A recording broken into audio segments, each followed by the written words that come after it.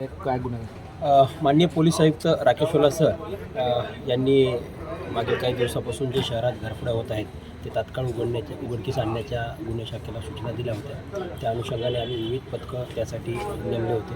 तरी आमचे जे गुन्हे शाखेचे APM आहे शिंगोली आणि त्यांचं पथक आहे त्यांनी मागील काही दिवसापासून जो एक सराईत गुन्हेगार आहे तर यापूर्वी भरपूर गुन्हे दाखल आहेत. अमरावती, वर्धा, यवतमाळ, नागपूर अशा ठिकाणी गुन्हे दाखल आहेत. हा पंकज गोंदाने अमरावतीमध्ये राहणार आहे. हा बऱ्याच दिवसापासून फरार होता.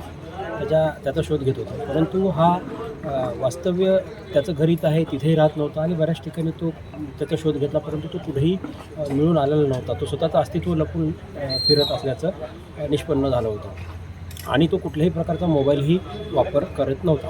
अशा वेळेस त्याला शोधणं फार जिक्रीच झालं होतं. तेव्हा पथकाने ह्युमन इंटेलिजन्सचा वापर करून त्याच्यामागे बातमीदार लावून आणि तो भिवंडीला राहत असल्याची माहिती प्राप्त झाली. परंतु टीम भिवंडीकडे रवाना होतात अशी माहिती मिळाली की तो एका ट्रेनने भिवंडीवरून नागपूर जात आहे.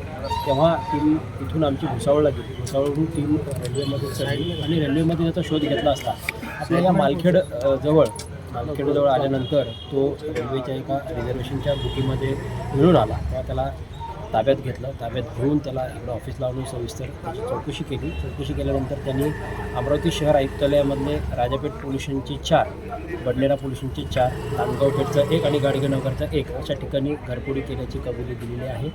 या सर्व गुन्ह्यातील संपूर्ण मुद्देमाल आम्ही हस्तगत त्याच्याकडून केलेला आहे. या गुन्ह्यामध्ये त्याच्यासोबत त्याचा एक मित्र आहे आणि या गुन्ह्यांमध्ये पूर्वीही त्याचा सहकारी असलेला सागर होपटे हा सुद्धा राहणारा अमरावतीत आहे, परंतु हाही सुद्धा इथं राहत नसून तो सध्या कारंजा लाड येथे राहत असल्याची माहिती होती. त्याला तिथून ताब्यात घेतलं आणि त्याच्याकडून काही मुद्देमाल आणि याच्याकडून काही मुद्देमाल असा 10 घरफोडीतला मुद्देमाल हस्तगत केलेला आहे.